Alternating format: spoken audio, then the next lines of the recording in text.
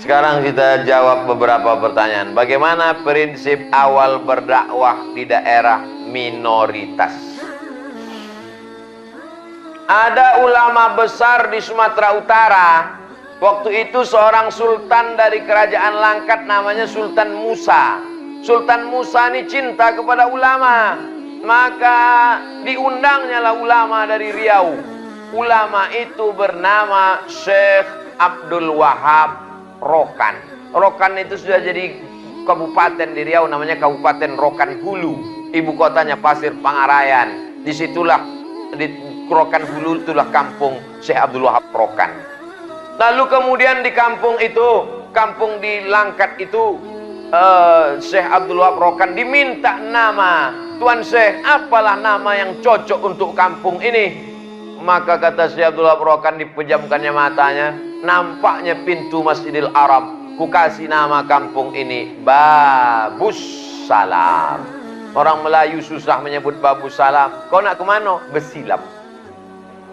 Babus Salam. Tuan Syekh Abdul Wahab Rokan. Sekarang Tuan Syekh yang ke-12, cicit beliau, Syekh Tuan Guru Dr. siapa? Zikmal Fuad. Guru saya dulu di Pondok Pesantren Darul Arafah. Nah, beliau walaupun di Langkat di Sumatera Utara mengirim dai-dai ke pedalaman Riau. Yang tak Islam di Riau itu namanya suku Sakai. Orang tinggal dalam hutan tak Islam. Dikirimnya pengganti Tuan Syekh, kalau ada Tuan Syekh. Kalau Tuan Syekh tak bisa datang, dikirimnya penggantinya. Pengganti itu namanya khalifah. Pengganti Tuan Syekh tak bisa datang, Tuan Syekh karena sibuk, maka pengganti itu namanya khalifah. Khalifah pengganti. Makanya Nabi Muhammad meninggal digantikan oleh Khalifah Abu Bakar Siddiq. Khalifah artinya pengganti. Maka digantikanlah oleh khalifah di sana. Masuklah khalifah itu ke dalam hutan untuk berdakwah. Bagaimana mursyid tarekat Naqsabandiyah berdakwah ke suku Sakai? Bukan dicabutnya pedang masuk Islam kalian. Kalau tak Islam ku pancung kepala kalian. Tak begitu cara mereka. Masuklah khalifah ke dalam suku Sakai. Lalu kemudian apa kata dia? Tuan Syekh, Tuan Khalifah, singgahlah ke pondok kami, kata orang Sakai. Sakai ini bahasanya bahasa Melayu juga. Mereka Melayu tua. Tuan Khalifah, singgahlah ke pondok kami. Apa kata Tuan Khalifah? Aku mau singgah, tapi anjing kalian tambatkan dulu.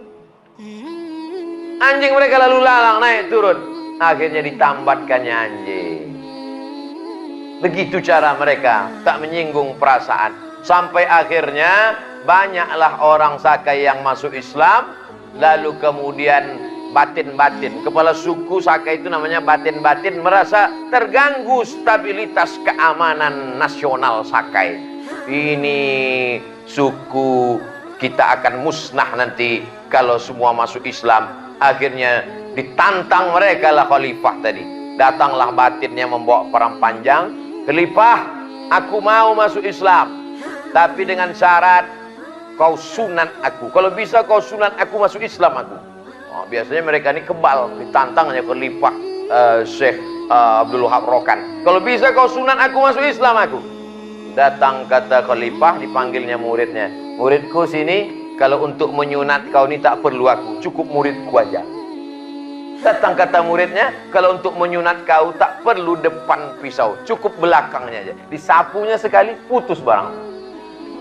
Itulah asal muasal masuk Islamnya suku Sakai. Ditulis cerita itu dalam sebuah buku yang ditulis oleh UU Hamidi, budayawan Riau, dicetak di Pustaka UIR Press Universitas Islam Riau. Judulnya Kontribusi Tarekat Naqsabandiyah dalam mengislamkan suku primitif suku Sakai.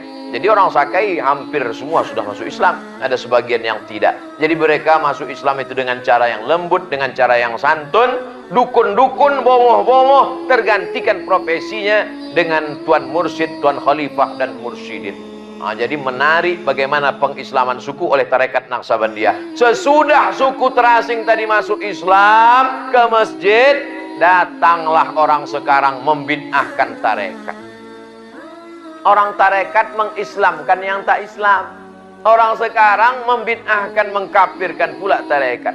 Betapa malunya kita dengan para tuan-tuan guru yang mengislamkan masyarakat tertinggal minoritas. Mahasiswa-mahasiswa adik-adik, saya ingin ajak kalian, mahasiswa UIN, mahasiswa UIR, mahasiswa USU, mahasiswa WISU, mahasiswa Universitas Muhammadiyah, coba bangkitkan lagi khazanah bagaimana proses pengislaman suku terasing, termasuk kontribusi Al-Wasliyah dalam mengislamkan suku terasing yang ada di Provinsi Sumatera Utara. Ustadz, antara witir dan tahajud yang lebih baik dikerjakan yang mana Pak Ustadz? Karena ada salah satu Ustadz bahwa witir yang dilakukan itu sampai 11 rakaat, tahajudnya 8. Habis tahajud 8, 2 rakaat, 1 salam, 2 rakaat, 1 salam, 2 rakaat, 1 salam, 2 rakaat, 1 salam. Habis itu baru witirnya 3. Witirnya 3 caranya bisa 2 cara. Cara yang pertama 2 rakaat, habis itu 1 rakaat. Habis itu bisa juga dibuat witir 3 rakaat, 1 salam, tidak pakai tasyahud awal supaya tak sama dengan sholat maghrib, sholat fardu. Ada riwayat menyebutkan witir 11 rakaat. Witir 1 rakaat paling sedikit, 3 rakaat, 5 rakaat, 7 rakaat, 9 rakaat, dan 11 rakaat. Kalau ada hadis yang menyebutkan Nabi sholat 13 rakaat, dimasukkan qobliyah subuh. 11 rakaat tambah qobliyah subuh 2 berarti 13 rakaat. Hadis riwayat Aisyah, makana Rasulullah SAW yazidu fi Ramadan wala fi ghairi Ramadan. Tak pernah Nabi menambah lebih dari 11 rakaat. Kalau ada yang menyebut 13 rakaat, berarti dimasukkannya qobliyah subuh. Yang afdal adalah tahajud. Mana dalilnya tahajud afdal? Wa minal laili, dari sebagian malam, fatahajjad, bertahajudlah. Nafilah talak sebagai amal tambahan. Amal pokoknya mana? Subuh, zuhur, asar, maghrib, isya. Amal tambahannya inilah tahajud malam. Asa rabbuka ayyab'atsaka rabbuka maqamam mahmuda. Mudah-mudahan diletakkan Allah di tempat yang terpuji. Witir Pak Ustadz, witir juga baik. Innallaha watir, Allah maha ganjil. Yuhibbul witra, Allah suka kepada yang ganjil-ganjil. Itulah dia sholat witir. Kita pun buka puasa, bilangan kurmanya ganjil. Kau udah buka puasa? Udah. Berapa kurmanya? 3 kaleng. 3 biji, bukan 3 kaleng. Ustadz, apa hukumnya apabila saya membaca Quran melalui HP? Jikalau saya maaf lagi halangan. Perempuan yang berhalangan tak boleh membawa Quran, tak boleh memegang Quran.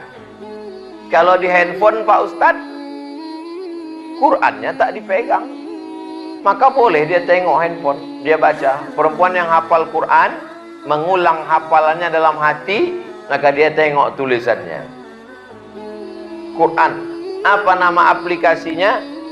Nama aplikasinya Qoro'a. Cara mendownloadnya Pak Ustadz, buka Play Store. Setelah itu tulis di situ Q-A-R-A-A. Q-A-R-A-A. Namanya Qoro'a. Yang punya ini jamaah kita. Qoro'a, belajar Quran dan ibadah. Aplikasi ini bagus. Dengan Qoro'a ini kita bisa mendengarkan bacaan hafalan kita. Kalau salah dikasih taunya. Nama handphonenya smartphone. Handphonenya cerdas. Yang punya tak cerdas. Smartphone. Jadi kalau kita salah dikasih taunya. Kau salah, kau salah, kau salah, kata dia. Nah, namanya Qoro'a. Dan ada di situ Quran. Lalu dibuka. Bisa juga Quran digital. Nah, ditengok Quran baca. Jadi kalau ada Quran di handphone kita Pak Ustadz, boleh kita bawa handphone ini masuk WC? Boleh. Tapi padamkan dulu. Pas gelap tuh baru masuk WC. Jangan pas terang nampak. Ya ayyuhallazina amanu. Padam dia, gelap. Baru masuk ke dalam WC. Mana boleh Pak Ustadz? Boleh, karena dia mati. Sama juga macam kepala kita ini. Kan ada di Qul Huwallah di dalam kan. Qul Huwallah, Qul ya ayyuhal kafirun. Kan ada. Waktu kita masuk WC kita tinggalkan otak ini di pintu. Kan tidak. Kalau ada orang melarang membawa handphone yang ada Qurannya masuk WC, tak usah marah-marah, suruh dia nanti pas masuk WC kau tinggalkan otak kau di pintu. Karena walaupun tak 30 juz, insyaallah juz 30 kan ada juga di situ.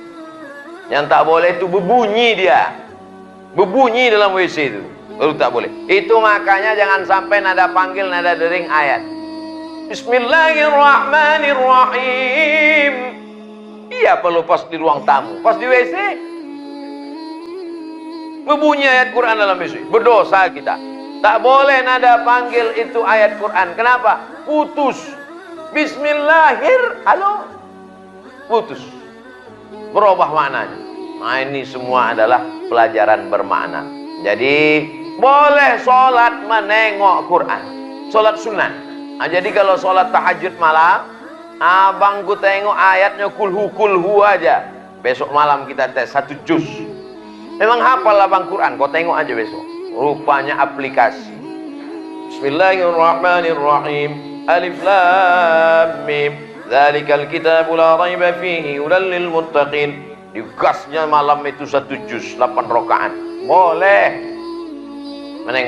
menengok Quran. Pas mau rukuk sujud masukkan. Tapi kalau bisa dicari gambar pesawat dulu di atas, di off-kan dia. Di off-kan. Jangan sampai pas itu masuk telepon Ustaz Iqbal. Tahajud, Bang. Kena kita. Wallahu a'lam bishawab. Itulah kaji kita malam ini. Mudah-mudahan bermanfaat. Yang baik-baik datang dari Allah, yang tak baik datang dari hamba Allah yang dhaif. Jaga istiqomah amal Ramadan kita diteruskan di bulan Syawal. Tetap bangun malam tahajud, tetap bangun malam berzikir, tetap puasa sunat bulan Syawal. Mudah-mudahan kita istiqomah iman dan Islam. Ala hazihin niyah al-Fatihah. A'udzubillahi minasyaitonirrajim. Bismillahirrahmanirrahim. Alhamdulillahi rabbil alamin. Ar-Rahmanirrahim. Maliki yaumiddin. Iyyaka na'budu wa iyyaka nasta'in. Ihdinas siratal mustaqim. Siratal ladzina an'amta 'alaihim ghairil maghdubi 'alaihim waladdallin. Amin. Allahumma inna nas'aluka salamatan fid din wa afiyatan fil jasad wa ziyadatan fil ilmi wa barakatan fil rizqi wa taubatan qabla al-maut wa rahmatan 'inda al-maut wa maghfiratan ba'da al-maut. Allahumma hawwin 'alaina fi sakaratil maut wan najata minan nar wal 'afwa 'inda al-hisab. Allahumma anzilir rahmata was salamata wal barakata 'ala hadhihi al-jamaah wa khususan 'ala sahibi hadzal bait. Turunkan rahmat keberkahan kepada seluruh jamaah ini, khusus kepada sahibul bait ya Allah. Barik lahu fi umurihi, berikan berkah umur panjang. Barik lahu fi auladihi, berikan berkah anak soleh solihah. Barik lahu fi rizqi, berikan berkah rezeki halalan thayyibah. Allah marzuqnal istiqamata ala syariatil gharra wa tariqatil bayda. Berikan kami istiqamah iman dan Islam.